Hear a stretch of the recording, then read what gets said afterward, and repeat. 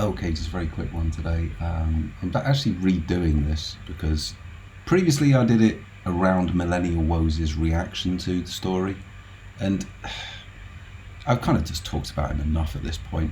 Specifically, his proclivities, his fecal canal being penetrated by so many can't remember their names. This kind of stuff. I don't really want to dwell on these matters further, but I think it is relevant, which is why I'm just raising it again, just so you can get the abridged version. Why the fuck would you listen to this guy? Least of all on subjects, which he has just no experience, and clearly he's just surfing the algorithm and presumably getting, or trying to solicit more donations. 31 grand in 12 months, Ethereum and Bitcoin.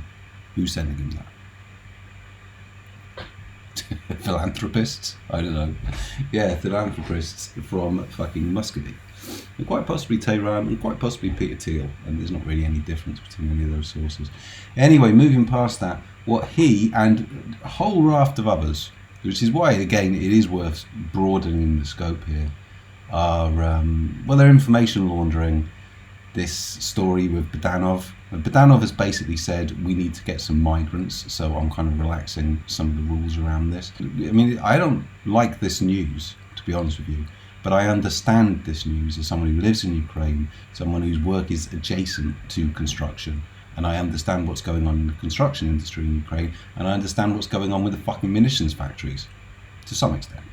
I understand that the situation is that there aren't enough workers in these kind of industries, and they need workers. Now, it's like, the response, I can't really even be bothered actually to get into it again, because it's just the usual fucking suspects.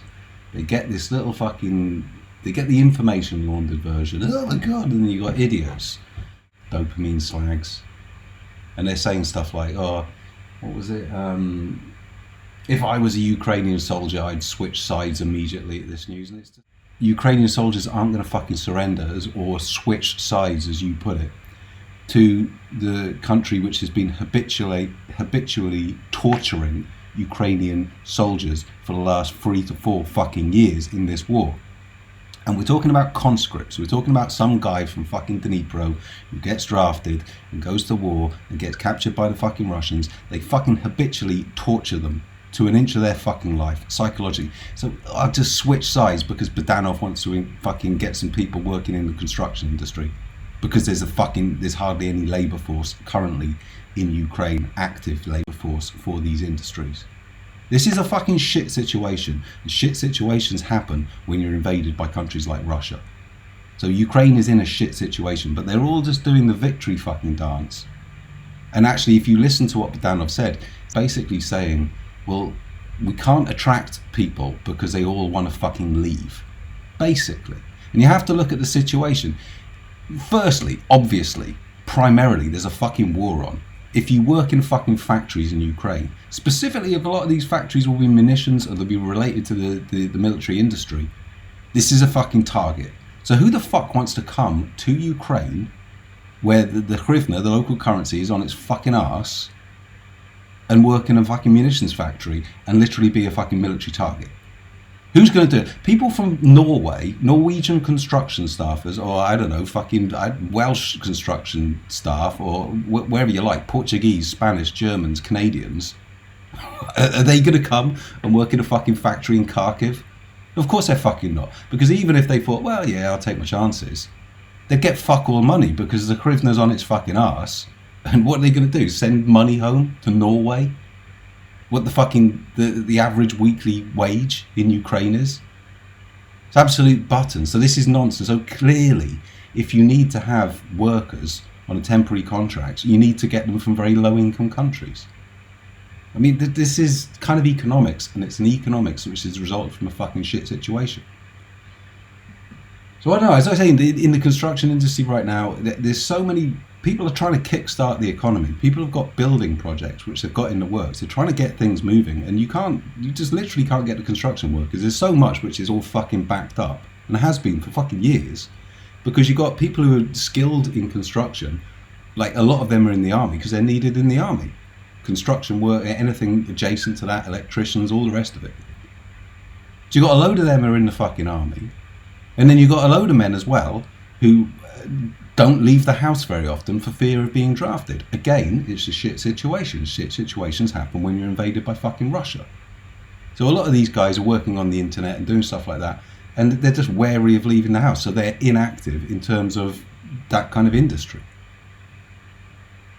So what else do you got? I think what you got in fucking construction sites in Ukraine right now is you've got old guys over the age of 60.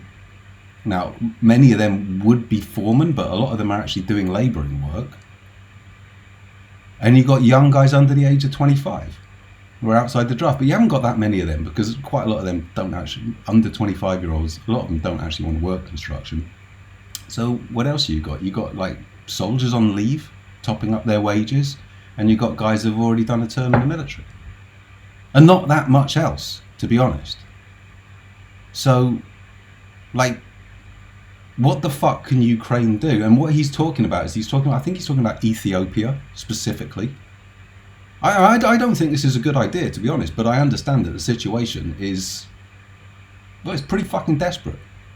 And to get the country back, you know, certainly moving in the right direction, build a munitions industry. How are you going to fucking do this? You're not going to attract workers from Germany or Poland because the pay is shit and the situation is pretty shit.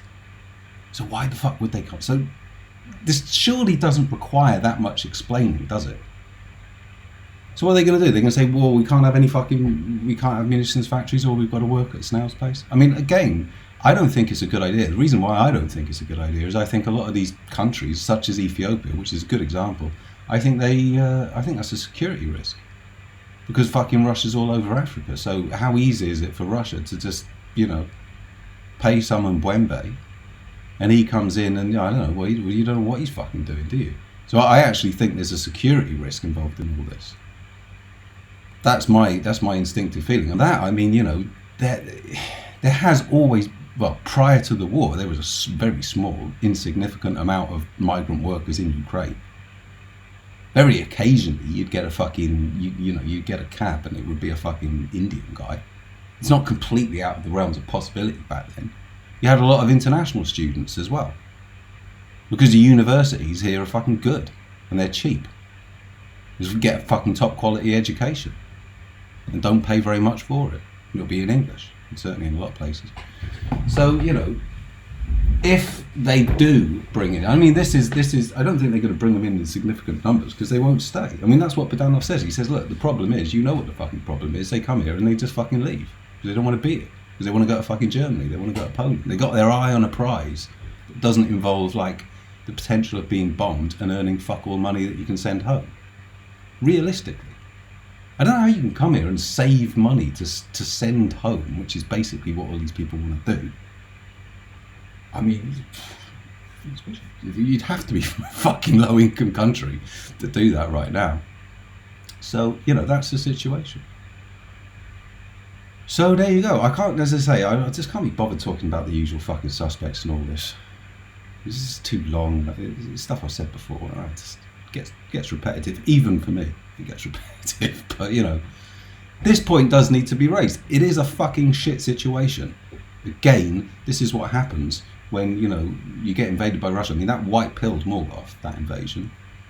You know, Melania Woes said that, oh God, they should just surrender. And then, I mean, well, we'll talk about this in another video, because there's another thing that he said, which I picked up on recently, which is probably the most repulsive thing that's come out of his mouth since, well, you can finish that sentence if you like. Anyway, have a good day. Okay, just to tag in at the end, there's one key point which I didn't mention, which is really, I think, has been a driving factor here, obviously since the war, but Central Asian countries, which Budanov does actually mention in this video, like Turkmenistan, Kazakhstan, Uzbekistan, they used to come and they used to work in the construction industry in Ukraine. That happened quite a lot. It was really one of the first ports of call outside of Russia for most of them at that point. Now, those countries are pretty relatively low income themselves. So, like, prior to the war, that was viable. Now, obviously, since the war, they don't want to go, and subsequently as well to that, there's been a sort of loosening. In Hungary specifically is one of these countries. I mean, Orban, the great hero of the dissident right, did sign him up to the Turkic, was it the Turkic League or something? So that was one of the reasons. But apparently they're also going to Poland as well, to a lesser extent, and also to Czechia, to these kind of countries. Because they don't want to go to fucking Ukraine for the reasons I've given. There's a fucking war and the currency's shit. So that is actually what Budanov mentions. He says, well, previously we just got people from Central Asia, but now they just come straight in and they just walk straight through the fucking door. For the reasons I've given. So, you know, as I say, this is the situation Ukraine is in. Is it like the people who fucking just go on the dopamine ride, the little merry-go-round? I mean, most of them are shills, to be honest with you, to some extent, or they're like, you know, hot take farming because they've been shitting all over Ukraine since the start and they want to be right and all this shit. Well, whatever. But maybe just try and understand that there is some fucking... I mean, just try and understand the situation. I was going to say with some nuance, but just... No, it just goes straight information hub, information launder, retweet, loads of likes, loads of retweets, many of which are from bots, almost certainly, because this story will be amplified, of course, by the Russian networks. So, you know, they're bathing in the dopamine glow. I mean, they don't care, I don't think. You know, they'll take a like from a fucking bot. They'll take it from anyone they can get. Because it builds the brand. Because everyone on the fucking internet, oh, it's all a fucking brand. It's just so tedious. Why not just speak your fucking mind, have a direct and open opinion on shit, and don't do this fucking concern trolling bullshit. Because it's snide, because you're not actually interested in the truth. You just want a narrative which you can then surf the algorithm and get all the dopamine for and feel important. Fucking tedious. So there you go. I think that's everything. So yeah, have a good day.